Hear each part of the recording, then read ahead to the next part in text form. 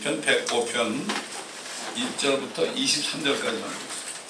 시편 105편 1절부터 23절까지입니다.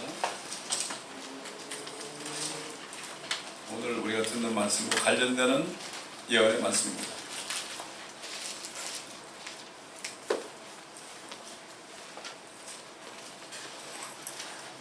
시편 105편 1절부터 23절.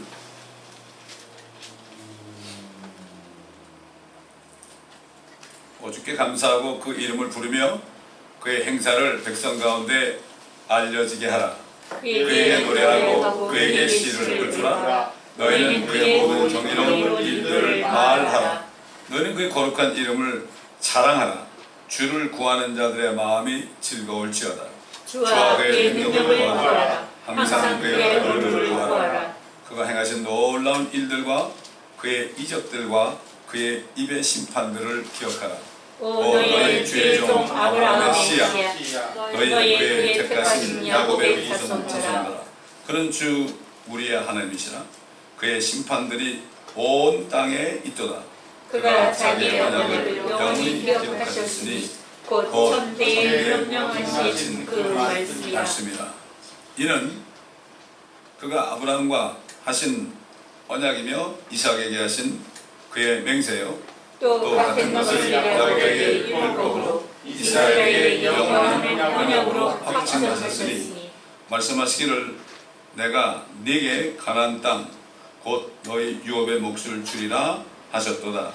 그때 그들은 그 수에 있어서 몇 사람뿐이었으니 정녕 아주 적으시오.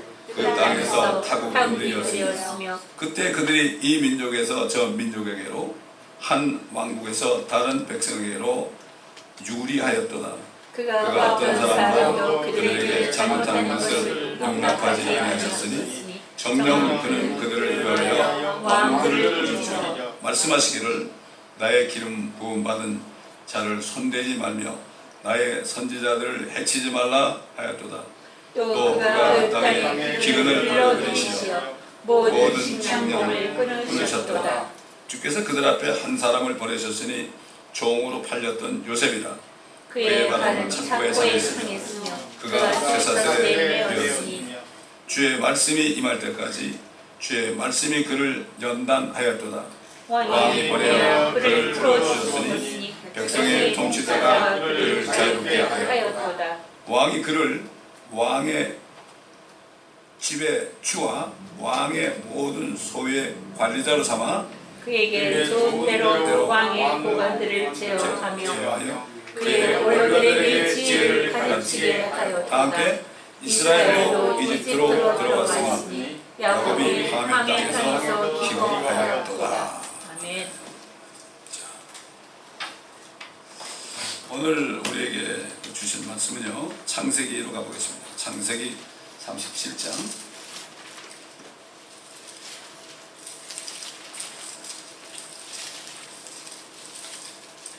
창세기 37장 1절부터 11절까지 보겠습니다.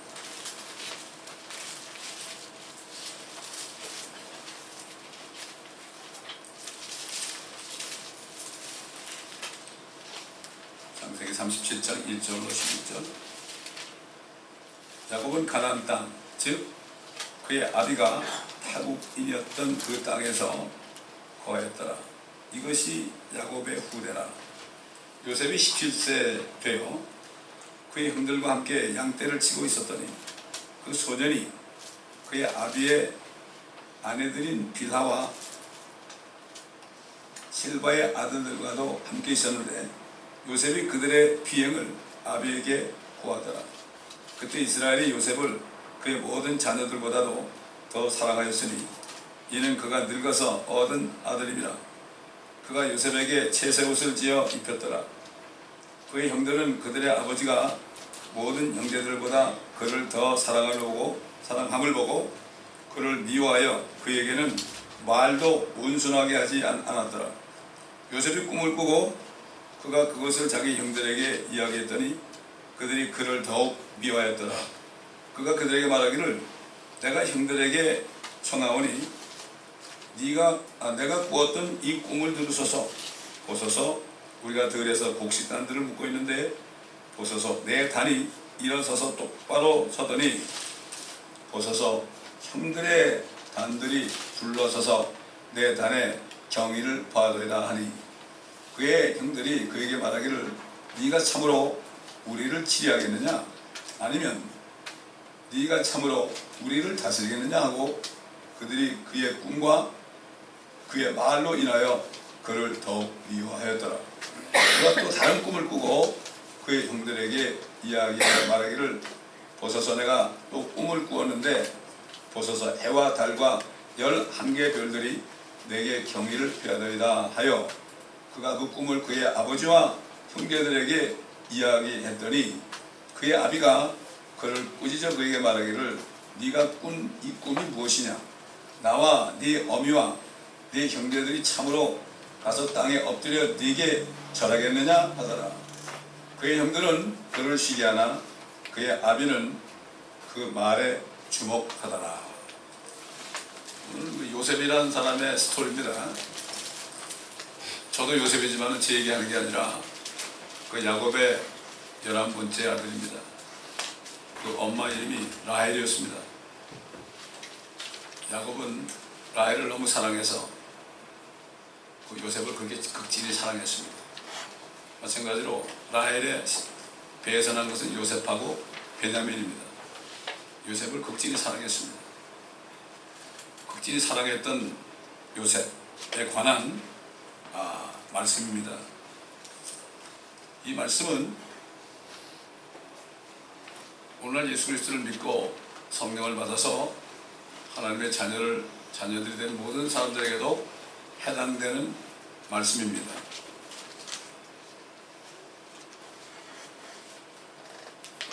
꿈을 꾸게 했습니다. 그 당시에는 성경이 없었습니다. 그래서 하나님은 꿈과 계시를 통해서 자기가 원하는 사람에게 자신의 뜻을 이루시기 위해서 요셉의 꿈이 아닙니다. 요셉의 꿈을 이루는 게 아니라 하나님 자신의 꿈을 이루기 위해서 사람을 택했습니다. 근데 하나님께서 요셉을 택한 거죠. 그래가지고 꿈을 꾸게 했죠. 근데 이 꿈을 꿔가지고 가만히 있으면 괜찮은데 요셉이 형제들에게 얘기를 했어요. 아버지한테도 얘기해요. 결국 그 내용이 뭡니까? 여기 지금 주보에 보면 이게 앞에 있는 게 뭔가 하면 형들에게 얘기하는 장면이에요. 이게. 그 다음에 밑에 거는 그가 얘기한 대로 이루어진 거. 이집트에 그가 2번째 통치자가 됐습니다. 그거를 이루어진 걸 보여주고 싶습니다. 여기. 곡식단 11단이 전한 꿈이 그게 첫 번째 꿈이고 두 번째는 해와 달과 11개의 별들이 경의를 표했다. 이게 뭡니까? 해와 달은 해는 야곱이고 달은 라헬 엄마고 그 다음에 11개의 별은 뭐죠? 11명의 형제들이죠. 동생도 하나 있고 형들이 10명이죠. 그 형들이 그러지 않고 미워했죠. 사랑을 받고 자기 잘못하면 나 아버지에게 일러 바치고 얼마나 미웠겠습니까? 근데 야곱은 요셉의 한 말을 마음에 두었습니다. 성경에 보면 예언을 멸시치 말라 이런 말씀 있죠. 좀 말이 안 되는 얘기를 해도 멸시할 필요는 없죠 우리가. 그래서 마음에 두고 있으면 되는 거예요. 그걸 믿는 게 아니라 마음에 두고 있으면 되는 거예요.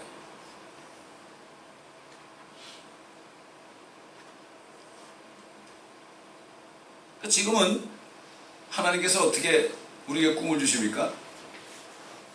우리에게 주신 꿈은 성경 말씀에 있습니다. 구태여 꿈을 안 꿔도 되죠? 꿈을 하면은 이게 잊어버릴 수 있잖아요? 꿈을 안 꿔도 돼요. 간단한 것만 꿈을 주셨죠? 우리는 성경 말씀에 이 말씀을 믿는 사람들에게 이 성경 말씀을 통해서 꿈을 주시는 겁니다. 저도 말씀을 통해서 꿈을 받았죠. 그러니까 하나님께서 이름을 요셉으로 바꿔주시더란 말이에요.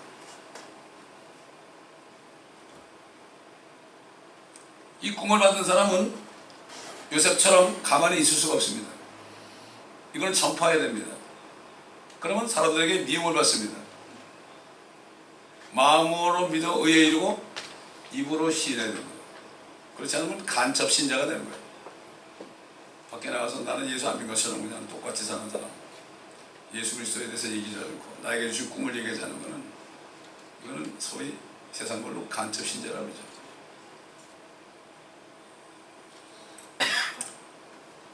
자, 마찬가지로 하나님의 교회 속한 거듭난 그리스도인들에게 말씀을 통하여 요셉에 주신 것과 같은 꿈을 주신 겁니다. 이거를 발견할 수 있어야 됩니다. 평생을 육신의 정욕을 따라다니고, 쉽게 해서 돈 따라다니고, 출세 따라다니고, 뭐 말년해가지고 리타이먼트 펀드가 풍부해서 유람여행이나 하고, 이것도 뭐 할 수 있겠지만, 그러나 더 중요한 것은 성경 말씀에 있는 꿈을 발견해야 돼요. 우리에게 주신 시간은 한정되어 있습니다. 이 시간을 우리가 잘 사용하지 않으면 영원히 후회하게 됩니다. 왜? 단 한 번밖에 없는 70 내지 80 내지 뭐 150세까지 뭐 얘기하는데, 그래봤자 금방 지나갑니다. 아까도 했지만은 요셉에게 꿈을 주신 것은 하나님의 뜻을 이루기 위해서 요셉이 도구로, 이렇게 보시면 돼요. 이 성경 말씀은 하나님이 하신 말씀이죠. 그런데 우리 주 예수 그리스도가 감독이에요. 그리고 우리는 이 성경 말씀 안에서 내 역할을 찾아야 돼요. 내 역할을 찾아야 돼요. 시나리오에 이래. 성경 말씀은 시나리오예요. 하나님의 뜻을 이루기 위한 시나리오입니다. 근데 시나리오를 보면서 내 역할이 여기 있구나. 그 역할만 잘하면 되는 거예요. 왕의 역할을 하는 사람이 좋을 것 같죠? 왕이야 뭐 엑스트라, 영어에 엑스트라를 왕으로 써요. 그러나 지질이 고생하고, 배너에 보면은 찰턴 헤스턴 같은 치질하게 고생하는 사람은 그게 뭐죠? 개런티도 많고, 그 사람은 주연이 되는 거죠. 그 내가 어떤 역할인가? 유명한 배우들은 식모하라고 안 해요. 내가 왜 식모하냐고. 누가 식모되라고 그러냐? 그 역할만 잘하면 되는 거예요. 이 성경 말씀은 세상의 모든 사람들이 이 말씀 안에서 예수를 믿기만 하면은 내가 어떻게 살아야 될 것인가, 내가 이 땅에 왜 태어났는가, 이것을 알 수 있는 거예요. 이 요셉에게는 뭐죠? 앞으로 그 형제들과 부모님들이 그 앞에 고개를 숙일 것이라는 그러한 꿈을 주셨어요. 다시 말해서 그 17세 되는 티네이저한테 그 꿈을 주니까 얼마나 웃기는 얘기입니까? 근데 잘 보세요. 17세 된 아이에게 그 꿈을 줘가지고 얘기했잖아요. 그러면 우리 같은 꼴밤 주면서 그 무슨 말도 안 되는 소리 하잖아요. 웃으면서 에이 이놈아, 이러고 말해도 될 거 아니야? 왜 미워하냐고요? 왜 미워하냐고? 이상하지 않아요? 우리는 말씀을 볼 때 잘 생각을 해봐야 돼요.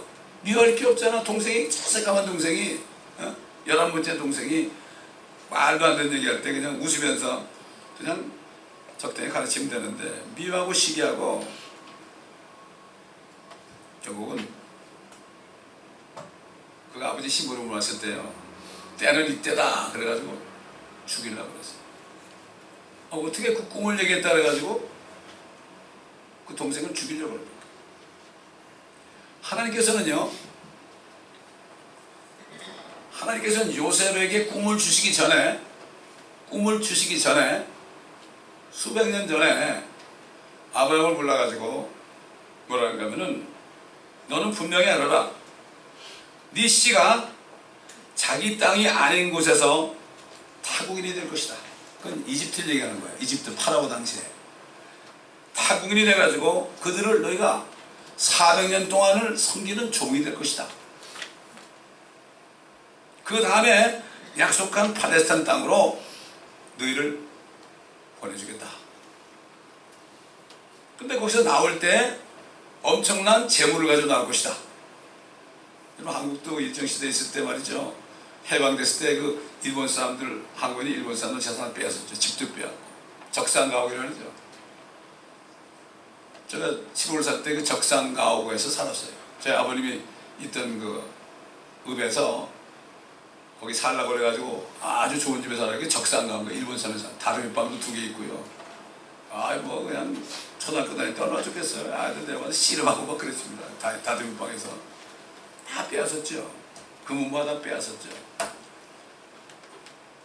왜? 약속에는 지금 팔레스타인 땅에 그게 그 유프라데부터 이 나일강까지 지금 이 온 세계 분쟁의 장소에 대해는 이 팔레스타인 땅을 내가 너와 네 씨에게 줄 거야. 근데 씨라는 것은 뭐라고 하면은 육신의 표 씨뿐만 아니라 씨라는 것은 바로 네 자손으로 나오는 예수 그리스도, 그분이 와가지고 예루살렘에서 왕국을 차릴 거야. 이런 얘기. 이게 성경에 이런 얘기예요. 네 씨라는 것은 씨들이 아니고 씨라는 것은 씨는 그리스도다.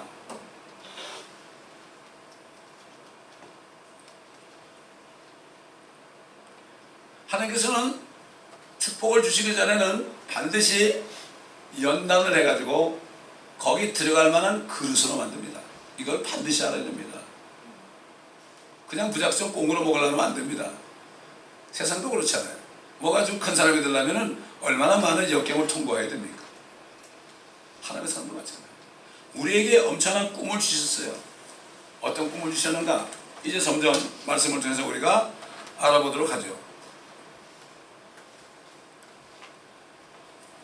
70명이 들어갔어요. 70명이 들어갔는데요. 이집트에서 430년을 살았어요. 요셉이 거기 살아있을 때 30년 동안 잘 살았지만은 400년 동안은 그들이 엄청난 고생을 했어요. 그래서 나올 때 모세를 통해 엑소더스, 그들을 끌어낼 때는 인구가 수백만이 됐어요.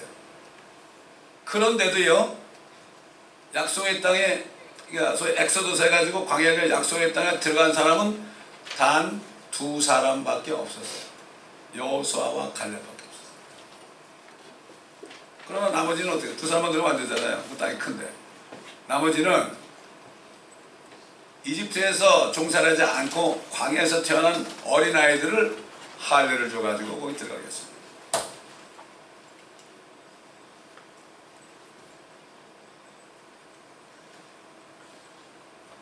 그래서 하나님께서는 요셉에게 이 꿈을 주시고요. 요셉이 이집트 땅에 들어가가지고 그 자손들을 이집트 땅으로 들어오게 하시려고 요셉을 먼저 보냈어요. 먼저 보냈는데 뭐 요셉이 간다고 그래가지고 그 티네이저 소년이 가가지고 내가 왕이 되겠다 그럴 수 있어요? 아니죠. 그때부터 요셉은 자기 길을 아버지께 하나님께 맡겼어요. 모르죠. 우리도 그래요. 우리가 하는 인생에 말에 모든 일이 일어나는데 이게 왜 이런 일이 일어나는지 몰라요. 그죠? 하나님을 믿으니까 내가 그냥 순종하겠습니다. 우린 도구가 돼야 돼요. 자신의 뜻을 이루면 안 돼요. 목회자들도 그래. 자신의 뜻을 세워놓고 뭐 건물을 짓고 뭘 하고 막 그냥 기도제목을 쓰고 뭐 교인이 뭐 5,000명이 돼야 되고 이거 자기 계획이에요. 하나님의 계획을 순종해야 돼요. 저는 하나님의 계획을 알기 때문에 25년 목회하면서 그냥 지금까지 이러고 있는 거예요. 내 계획이 있었다면 저는 벌써 교회 문 닫은 지 옛날이죠.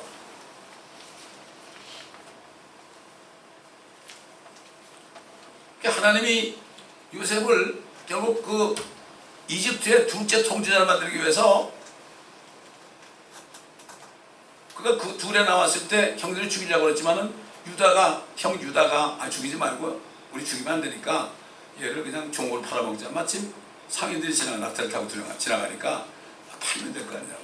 팔려갔어요. 팔려간 게 어딜 가느냐. 그 당시 파라오 왕의 그 소위 그 뭐라 그러나 보디가드 경호실장의 보디발이라는 사람의 집에 종으로 팔려갔어요. 노예가 된 겁니다. 아니 세상에 꿈을 줬는데 무슨 노예예요? 왕이 된 거는 노예로 만들었단 말이에요. 그래도 요셉은 하나님을 믿으니까 열심히 일했습니다. 열심히 일하니까 그 집이 축복을 받았어요. 얼굴이 잘생겼던 모양이에요. 이거 보디발의 부인이 요셉에게 반해가지고요. 너 나하고 동침하자 그랬거든. 할 수가 없죠. 하나님의 자녀들은요. 마귀들이 꼭 역사하는 거예요. 그 하나님의 뜻을 못 이루게 하려고 죄를 범하게 해. 그러나 요셉은 절대 안 된다고 그랬어요. 두 번째 가서 안 된다고 그러니까 이 여자가 강제로 욕을 보이려고 요셉의 옷을 벗기려고 그랬어요. 요셉이 옷을 벗어나고 도망갔어요. 그러니까 이 여자가 화가 나니까 저 요셉이 나를 성폭행하려고 그랬다고 거짓 증거를 하니까 어떻게 됐어요? 그걸 믿고 파라오 왕의 신하들을 가두는 감옥에 갇히게 됐어요. 그런데 요셉은 한마디 변명 안 했습니다. 요즘 정치인들 보세요. 뭐라 그러면 난 절대 안 했다 그러죠. 그러다 나중에 들키면 아니면 말고 그러죠. 죄를 짓지 않았어요. 우리도 마찬가지예요. 하나님 꿈을 가진 사람들은 유혹이 많습니다. 특히 주의 종들은 유혹이 많습니다. 여성들을 통한 유혹이 많다고요. 걸려가지고 얼마나 망신당한 사람이 있습니까? 지금도.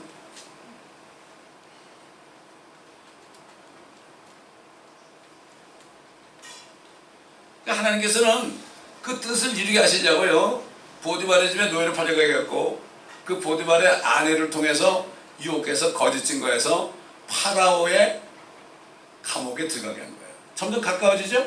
광야에 갔다가 거기 부정에 빠졌다가 노예로 팔렸다가 거짓 증거로 이제는 파라오의 관원들이 가는 특별한 감옥에 들어가서 파라오가 자꾸 가까워지죠. 지금 파라오를 만날 수 있는 그러한 시간이 자꾸 오고 장소적으로도 가까워졌잖아요. 그래도 그 감옥에 가서 절대로 원망하지 않고 이게 꿈을 이렇게 줬는데 나를 이렇게 하십니까? 그러지 않고 거기서 얼마나 열심히 일을 했는지 거기에 감옥의 우두머리가요. 모든 죄수들을 요셉의 손에 다 맡겨버렸어요. 네가 다 통솔하라고. 군대식으로 하면 향도가 된 것이요. 근데 어느 날 파라오 왕의 술을 따르는 관원하고 떡을 갖다 바치는 관원 둘이 잘못해가지고 감옥에 왔습니다.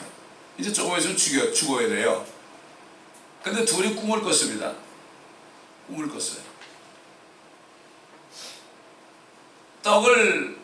빵을 갖다가 바치는 사람의 꿈을 해석하니까 당신은 아무래도 죽을 것 같다고. 그 사람 죽었어요. 근데 술을 받드는 사람의 그 꿈을 해명해보니까 당신 며칠 내로 다시 등극하겠네요. 그래서 당신 나가면 왕에게 잘 얘기해가지고 나 좀 여기서 나가게 해달라고 이렇게 부탁을 했어요. 그대로 나가가지고 다시 등극해서 파로의 잔을 술을 따르는 포도주를 따르는 그러한 축복을 받았거든요. 그런데도 이 사람은 요셉의 한 말을 깜깜하게 잊어버리고 2년 동안을 그냥 지냈습니다. 근데 요셉은 한마디 불평 안 하고 이 사람이 이럴 수 있냐 그러지 않고 그저 감사함으로 계속 감옥에서 열심히 일했습니다. 또 하나님께서는 이제 파라오 왕을 쓸 일이 생겼죠. 그래서 파라오에게 아주 흉몽을 꾸게 했어요. 첫 번에는 소가 7마리가 살이 포동포동 찐 꿈을 주셨는데 그 다음에 다 말라 비틀어져 가지고 다 죽어가는 그런 꿈을 주셨어요. 그러니까 그 나라에 있는 모든 마술사들, 지혜로운 사람들 다 몽땅 불러가지고 내 꿈을 알아맞혀야 된다. 그리고 해석하라고 그러죠. 왕이요. 말씀하시면 우리가 해석하겠다니까. 너희들 내가 얘기하면 네 멋대로 풀 거 아니냐 이거지. 내 꿈을 알아맞혀. 꿈을 어떻게 알아맞혀요, 여러분? 알아맞히지 못하죠. 하나님이 주신 꿈을 어떻게 자기들이 알아맞춥니까? 그때 그 술 따르는 관원이 생각이 난 거죠. 요셉이라는 사람이 있었는데 나에게 꿈을 해석해줘가지고 내가 이렇게 다시 왕 앞에 섰나이다. 당장 불러와라. 당장 불러와라. 수염에 톡수룩하고 이제 나이가 좀 들어가지고 말이죠. 성인이 됐는데 얼마나 초췌했겠습니까? 불려나가죠. 내 꿈과 해석을 해달라고. 이것은 하나님 외에는 알 수 없는 거다. 그러나 하나님께서 주시는 대로 말씀드리겠다고 그랬지. 그 꿈을 해석했잖아요. 7년 동안 풍년이 나겠지만은 그 후에는 흉년이 들어가지고 먹을 게 없을 거다. 그러니까 왕이 어떻게 했으면 좋겠냐 그러니까 풍년 때에 나는 소출 중에서 20%인가 25%인가 하여튼 그걸 저축하시라고. 그걸 지혜 주니까 그래? 꿈을 하나 맞췄으니까 이건 하나님의 사람 아닙니까? 그러니까 요셉에게 네가 해라. 내 밑에 있는 부하들 다 너에게 맡길 테니까 네가 통치자가 되라. 통치자가 되라. 그래가지고 7년 후에 또 7년 동안 기근이 들 때 가나안 땅에 거하는 아브라함의 자손들이 먹을 게 없으니까 그 형들이 말이죠, 그 양식을 사러 이집트로 왔단 말이에요. 자, 이제 점점 가까워지죠? 이집트로 왔어요. 그 요셉은 그들 보고 막 얼음장을 놔요. 너희들 스파이 아니냐? 막 그러면서. 요셉은 그들을 알아요. 근데 그들은 요셉은 몰라요. 왜냐하면 옛날 이집트에 있는 사람들은 화장을 하죠. 화장을 짙게 하니까 누군지 모르죠. 옛날 요셉이 아니니까. 결과적으로는 그 형들에게 자신을 나타냈죠. 그 형들이 얼마나 기가 막혀. 다 엎드려 있어요. 요셉 10명, 베냐민은 내버리고 왔어요. 10명이 다 엎드려 있어요. 얼굴도 못 들고 있어요. 나중에는 이게 전부냐? 또 없냐? 한 사람이 있다고. 그거 데려와. 베냐민이거든요. 깜짝 놀랐죠. 어떻게 알겠어요? 그래가지고 결국은 형들에게 자신을 나타내가지고 그때 형들과 함께 울었습니다. 나를 위해서 나 때문에 염려하지 말아달라고. 당신들이 나를 팔았지만 그건 하나님이 하신 거야. 하나님이 당신을 쓴 거야. 절대로 유념하지 말라고.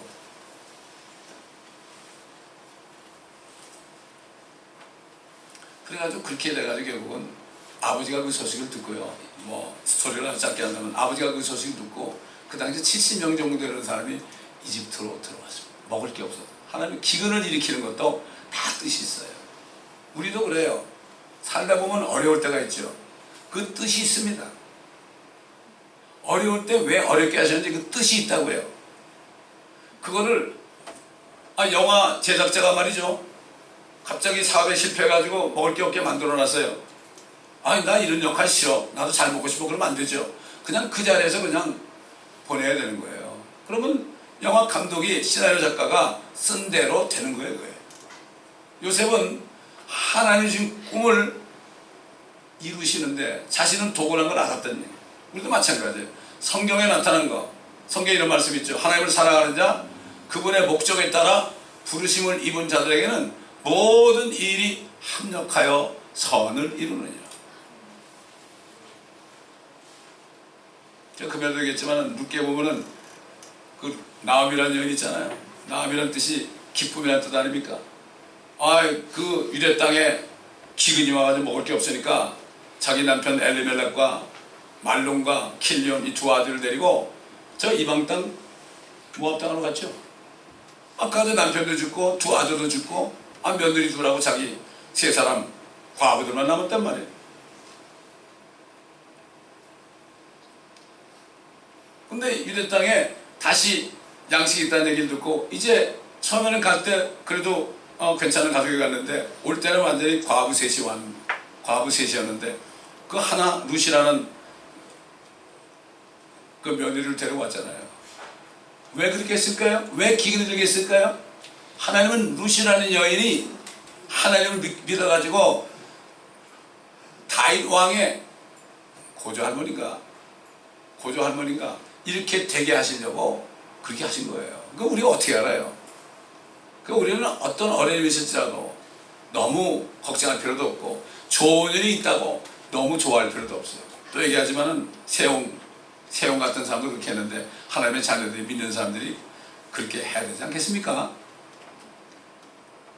그래서 성경에 이런 얘기가 있죠. 주께서 그들 앞에 한 사람을 보내셨으니 종으로 팔렸던 요셉이 아까 읽었죠? 그의 발은 착고에 상했으며 그가 쇠사슬에 매였으니 주의 말씀이 임할 때까지 그를 연단하였도다. 결국은 요셉을 17살 된 요셉에게 꿈을 주고 말씀을 주셔가지고 그가 이집트의 두 번째 통치자가 될 때까지 그를 발에 착고를 차게 해서 그를 연단한 겁니다. 연단받지 않고서는 사람이 될 수 없습니다. 그때 왕이 보내어 그를 풀어줬다 그랬죠. 아까 말씀드린 대로 백성의 통치자가 그를 자유롭게 하였도다. 왕이 그를 왕의 직과 주와 왕의 모든 소유와 소의 관리자로 삼아 그에게 좋은 대로 왕의 고관들을 제어하여 그의 원로들에게 지혜를 가르치게 하였도다. 이스라엘도 그 아버지 야곱이 이스라엘 아닙니까? 이스라엘도 이집트로 돌아왔으니 야곱이 하멧 땅에 기거하였도다. 하멧 자손 이집트 아닙니까? 그리하여 주께서 자기 백성을 크게 번성시키시어 그들의 원수들보다 강하게 만들어. 그러니까 430년 사는 동안에 수백만이 돼가지고 군대가 된 거예요. 그래가지고 이집트 사람보다 더 강하게 된 거예요. 그러니까 하나님이 그들을 끄집어내기 위해서 파라오의 마음에 그들을 미워하고 죽이고 싶은 마음을 준 거예요. 하나님이 그렇게 한 거예요. 그때 파라오는 요셉이 있을 때 파라오가 아니에요. 다른 파라오입니다. 그래가지고 그들이 부르짖을 때 400년 동안 종살이하고 막 부르짖을 때 얼마나 연단했어요. 그때 모세를 불러가지고 그들을 끄집어내 준 거예요.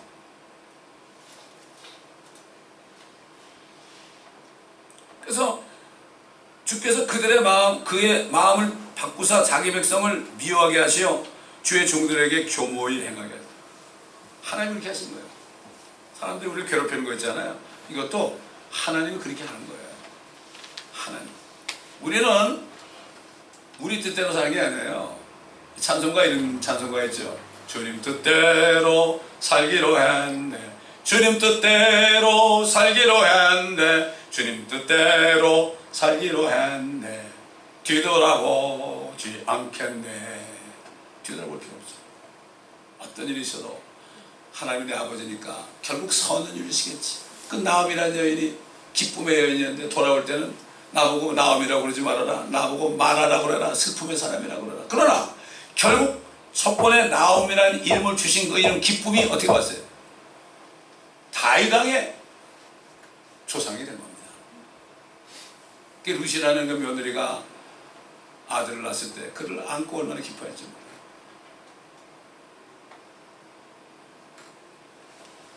요셉이라는 이름은 그 담장을 넝쿨이 넘어가는 거예요. 아주 풍성하게 되는 거예요. 그게 요셉이라는 이름이에요. 요셉. 근데 그 삶을 보게 되면은 그건 그냥 죽지 못해 사는 정도였지만 그러나 기쁨 가운데 하나님의 약속, 꿈을 믿으면서 살아요. 저도 그래요. 주님이 저를 부르실 때 주시는 약속이 있거든요. 아직 난 그걸 보고 있어요. 그걸 보고 있어요. 아직도 제가 착고에 차인 것처럼 이렇게 살지만 어려움 속에 살지만 그러나 저는 기쁜 거예요. 왜? 하나님의 뜻을 나를 통해 이루시기 때문에. 제가 이렇게 어렵지 않았다면 길거리에 나가서 복음 전하겠습니까?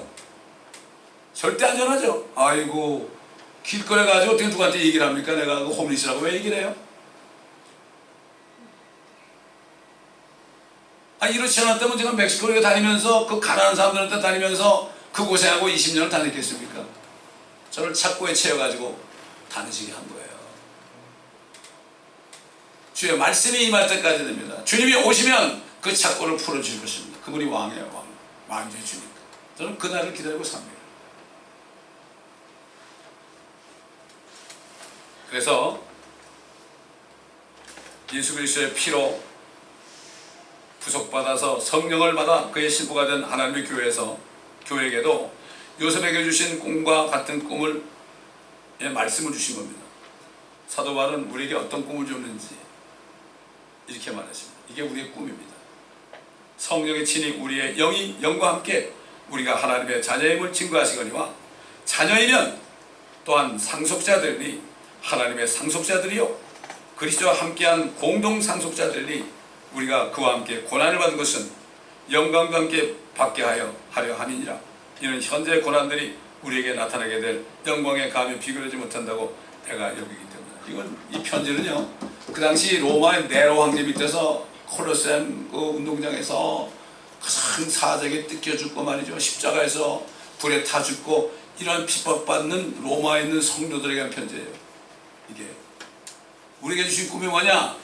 우리가 여러분이 순교하지만은 그러나 주님이 오실 때 여러분이 예수님과 함께 이 땅을 통치하는 통치자로 삼을 것이다. 그래서 사도 베드로가 거듭난 성도들을 왕같은 제사장이라고 하는 거예요. 이게 우리에게 주신 꿈입니다. 사도를 통해 주신 메시지도 이렇게 로마에서 박해받은 사람들에게 주신 꿈인데, 그 꿈을 굳게 믿고 그들은 죽을 때도 짐승이 사자가 뜯어먹으면 야 사자야 내 머리부터 좀 먹어줄래? 그랬어요. 웃으면서 껄껄고 웃으면서 내 머리부터 좀 먹어줄래? 이게 어디서 나옵니까? 하나님의 능력이에요. 그 다음에 우리 코바디스라는 영화를 옛날 저 초등학교 때인가 봤죠? 제 기억이 나요.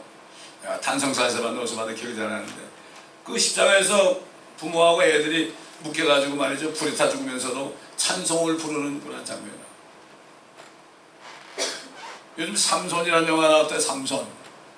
다 뜻이 있습니다. 그게 삼손이 타락했거든요.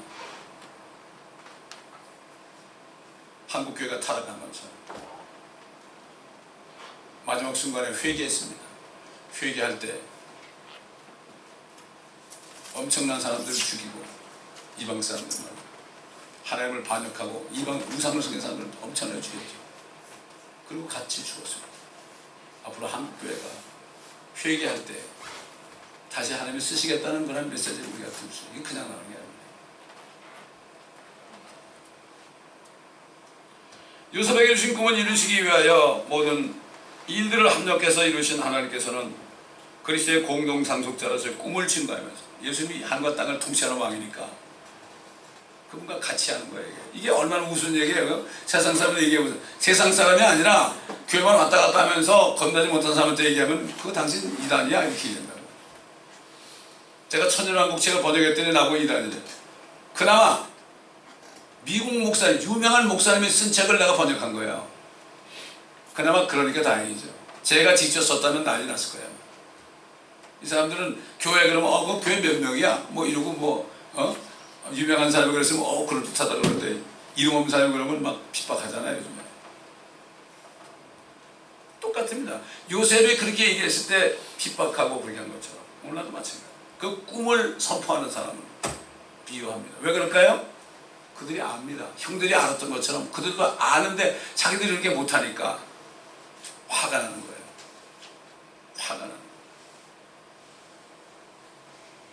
그래서 사도 바울이 뭐라 했죠?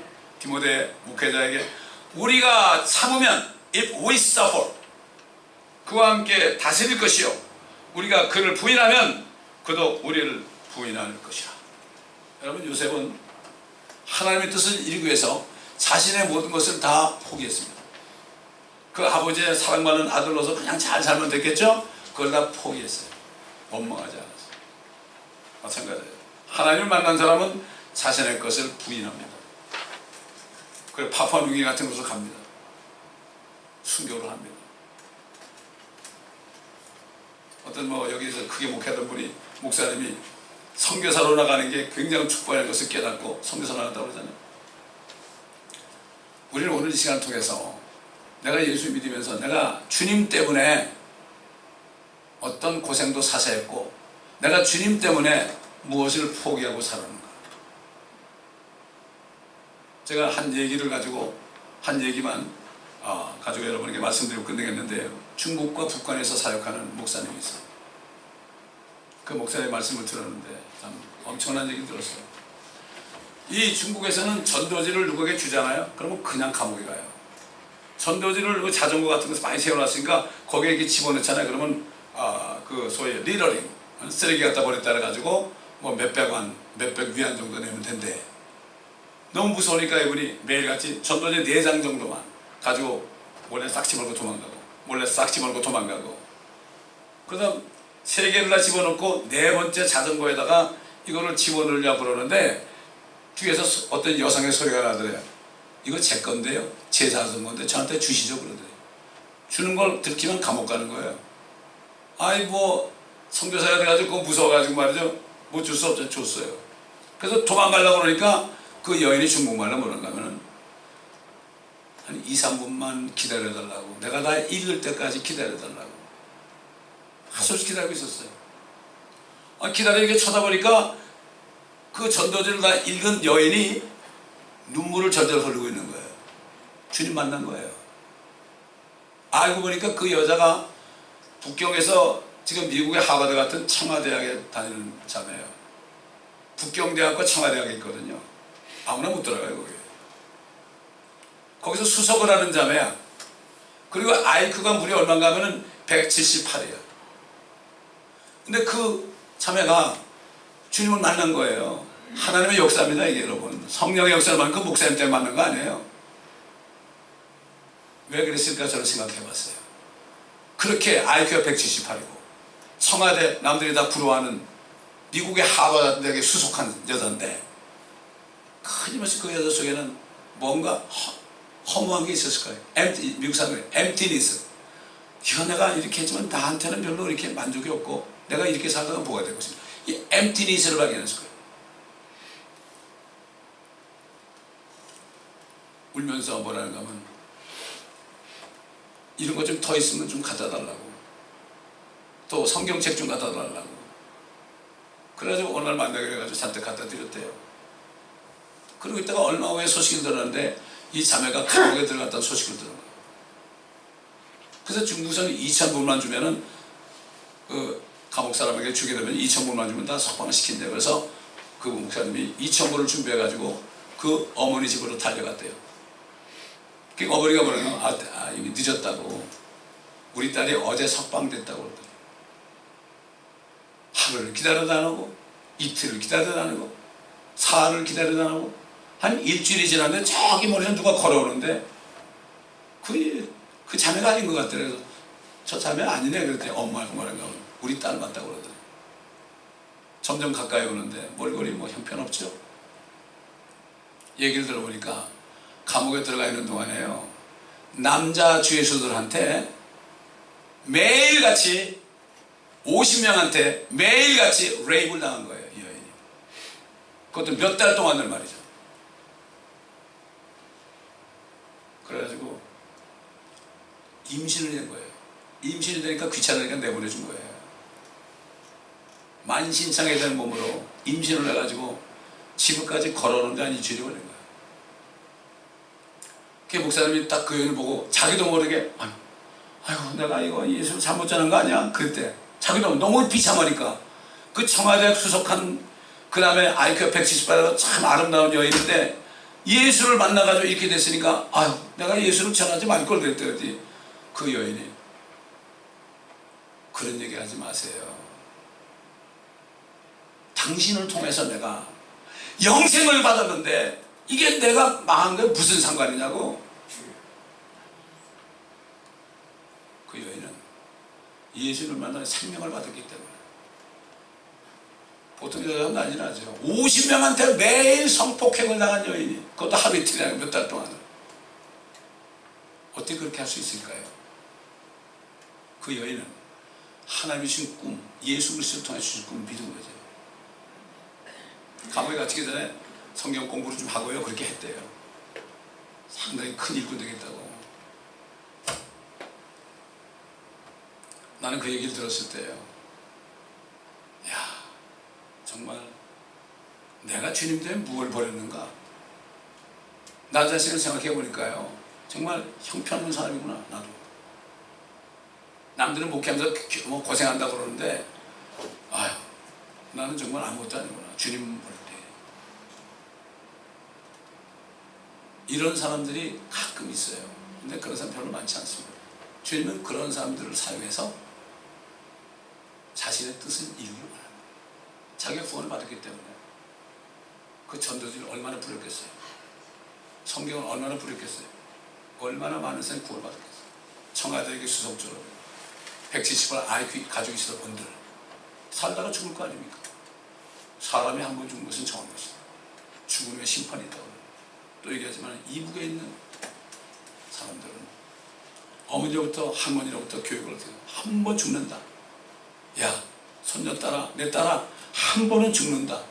그러나 우리는 죽어도 주님을 만나고 우리가 살아있을 때 주님이 이렇게 언제 죽을지 모르는 이북 땅에 살지만 주님이 오시면 우리는 부활한다. 이 소망을 줬어요. 이 소망. 정말 미국에 살고 한국에 살고 부역에 사는 이 서방나라에 사는 사람들 어떤 삶을 살고 있는지, 아까 십자가를 질 수 있나 주가 물어보실 때 저들 대답하였다. 우리의 심령 주의 것이니 당신의 형상 만드소서. 주 인도 따라 살아갈 동안 믿음과 충성 바치오리다. 이렇게 대답할 수 있는 우리가 되어야 됩니다. 그리고 우리에게 주신 꿈을 확실히 붙잡고 우리 뜻대로 살지 않고 주님의 나를 통해서 이루고자 하시는 그 일에 우리가 몸을 던져야 됩니다.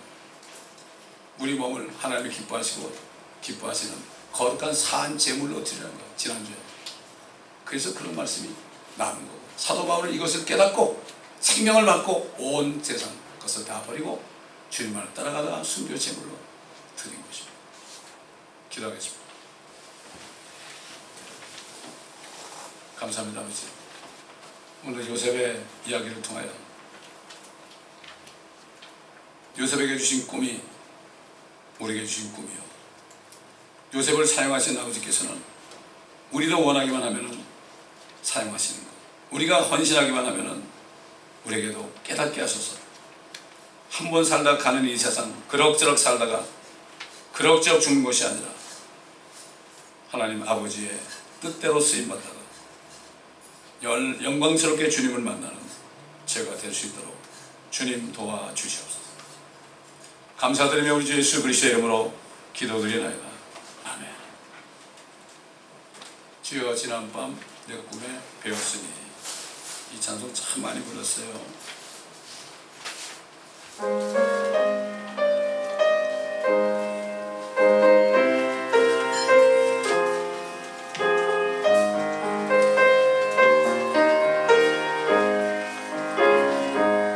주여, 지난밤 내 꿈에 배웠으니 그 꿈 이루어주소서. 밤같이 계시로 보여주소. 항상 은혜를 주옵소서. 나의 놀라운 꿈 정령남에게는 장차 그날의 하늘 편에 나의 놀라운 꿈 정령에 이루어져 주의 얼굴을 보리라. 마음 괴롭고 아파서 낙심될 때 내게 소망을 주셨으며 내가 영광의 주님을 바라보니 아낄 하나님 보이노라. 나의 놀라운 꿈 정령남에게는 장차 그런 하늘 편에 나의 놀라운 꿈 정령에 이루어져 주님 얼굴을 배우리라. 세상 풍경 나날이 갈리려도 나는 내 믿음 지키리니.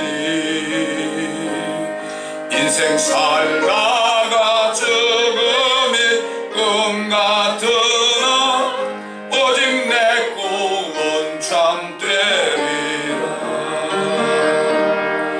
나의 놀라운 꿈 정령남에게는 장차 그런